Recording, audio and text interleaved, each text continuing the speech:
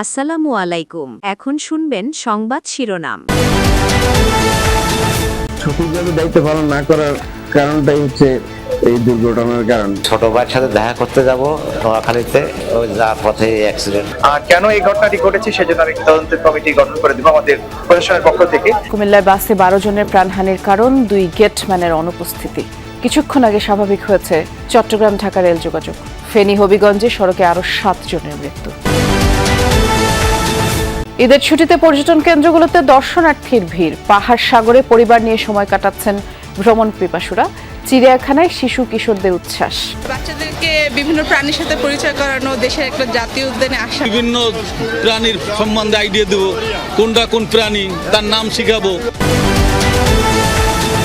আজও রাজধানী ছাড়ছেন অনেকে। বাস টার্মিনালে বেশ ভিড়ের কারণে ভোগান্তি। বগি অনেকটা ফাঁকা নিয়েই ছেড়ে যাচ্ছে ট্রেন। যাইতেছি তারপর আনন্দ লাগতেছে, সবার সাথে দেখা হইব। ভাবছিলাম ভিড় কম হবে, বাচ্চা নিয়ে যাব, এখন দেখি তো আরো কষ্ট বেশি হচ্ছে। বাংলাদেশ ভারত সম্পর্ক আগের মতো একমুখী হবে না ধারণা বিশ্লেষকদের। গুরুত্ব পাবে পারস্পরিক সম্মান, আস্থা ও সমতা। অমীমাংসিত ইস্যু সমাধানের আশা। আসসালামু আলাইকুম। এতক্ষণ শুনছিলেন সংবাদ শিরোনাম, এখন শুনবেন বিস্তারিত। 2 গেটম্যানের চরম দায়িত্ব অবহেলায় কুমিল্লায় বাস ট্রেন সংঘর্ষে প্রাণ ঝরেছে নারী শিশু সহ 12 জনের। আহত 10 জন চিকিৎসা নিয়েছেন হাসপাতালে। প্রত্যক্ষদর্শীরা জানান বাসটিকে প্রায় 1 কিলোমিটার পর্যন্ত টেনে নিয়ে যায় ট্রেনটি। দায়ীদের বিরুদ্ধে ব্যবস্থা নেওয়ার দাবি স্থানীয়দের। আর দুর্ঘটনার কারণ অনুসন্ধানে 2টি তদন্ত কমিটি গঠন করেছে জেলা প্রশাসন ও রেলওয়ে বিভাগ। দায়িত্ব অবহেলার দায়ে 2 গেটম্যানকে চাকরি থেকে অব্যাহতি দেওয়া হয়েছে। রাত 2:45 বিকট শব্দে ঘুম ভাঙে ঈদে ঘরমুখো ট্রেন যাত্রীদের। কিছু বুঝে ওঠার আগেই চাঁপাইনবাবগঞ্জ থেকে ছেড়ে আসা মামুন স্পেশাল নামের যাত্রীবাহী বাসটিকে অন্তত 1 কিলোমিটার দূরে নিয়ে গিয়ে থামে ঢাকা মেল ট্রেন। এই ঘটনায় বাসে থাকা যাত্রীদের মধ্যে 12 জনের মৃত্যু হয়। আহত হয় অন্তত 10 জন। 2 নারী ও 3 শিশু সহ 12 জনের প্রাণহানির ঘটনায় এলাকায় নেমে এসেছে শোকের ছায়া। স্বজন হারানো পরিবারগুলোর আহাজারিতে ভারী হয়ে উঠেছে পুরো পরিবেশ। পরে দেখে যে ট্রেনে টেনে নিয়ে আসছে অনেক দূর, প্রায় 1 কিলোর মতো। তখন ট্রেন ফিরে আসলে তখন দেখে যে সামনের পাশে একবারে সে দল দুবড়ে মুচড়ে একাকার হয়ে গেছে। এর আগেও এই রেল ক্রসিংয়ে ঘটেছে একাধিক দুর্ঘটনা। স্থানীয়দের অভিযোগ নিরাপত্তা ব্যবস্থা দুর্বল থাকলেও তা নিয়ে কোনো কার্যকর পদক্ষেপ নেয়নি সংশ্লিষ্ট কর্তৃপক্ষ। আর সেই অবহেলার খেসারতি দিতে হলো নিরীহ যাত্রীদের। যখন ওই গাড়িতে আপনার শব্দ হলো, এখানে সব মানুষ শুধু আল্লাহ আল্লাহ করতেছে। ওই মোড়ে আপনার ওই যে লাইনম্যান যে রেলের ইয়েটা ফালাবে, ঠিক আছে, ওটা আপনি ফালায় নাই, উনি ঘুমাইতেছিল হয়তো বা, পুরোটা দায়ী হয়েছে উনি। আমরা ট্রেনে রানি ট্রেনে ফালায় নামছি, নামার পরে দেখলাম যে বাসটার সামনে।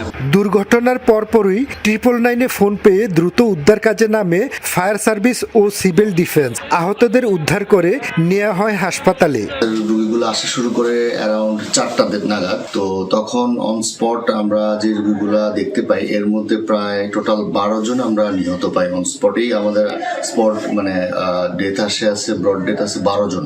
বাসটা হলো মামুন পরিবহন, এটা চাঁপাইনবাবগঞ্জ নোয়াখালীর উদ্দেশ্যে যাচ্ছে। এই আমাদের বিশ্ব রোডের মেইন রোডের মুখোমুখি, এবং ট্রেনটা হলো ঢাকা মেল, কিন্তু চট্টগ্রাম থেকে ঢাকামুখী। ঠিক আছে, যেভাবে রাস্তা প্লাস ক্রসিং হয়েছে, আমার যতটুকু ধারণা খুব দ্রুত কি ট্রেনটা যাচ্ছে।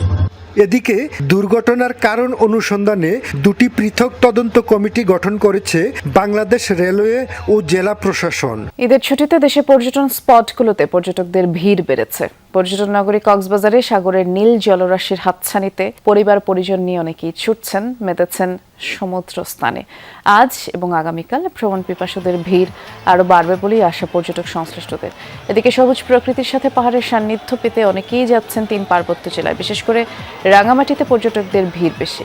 খাগড়াছড়ি, বান্দরবানের পর্যটন স্পটগুলোতেও ভ্রমণ পিপাসুদের সমাগম রয়েছে। এছাড়া সিলেট, মৌলভীবাজার, হবিগঞ্জেও পর্যটকদের আনাগোনা বেড়েছে।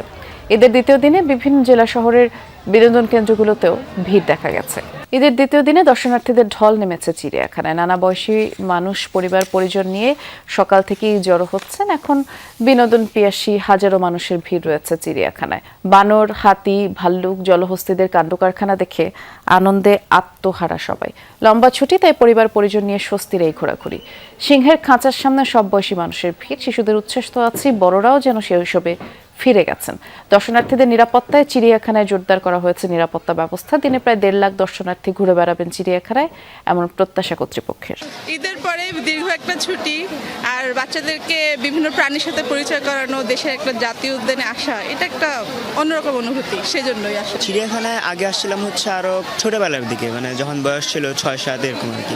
তখন এর মতো আরও উন্নত হয়েছে, আগে থেকে অনেকটাই উন্নত হয়েছে। এখন রোডগুলো একদম ঠিক মতো করা, মানে হাঁটা যাবে, বিভিন্ন প্রাণী, মানে খুবই ভালো হয়েছে আর কি। আসছি নাতিরে বিভিন্ন প্রাণীর সম্বন্ধে আইডিয়া দেবো, কোনটা কোন প্রাণী, তার নাম শিখাবো, তার বর্ণনা দেখাবো।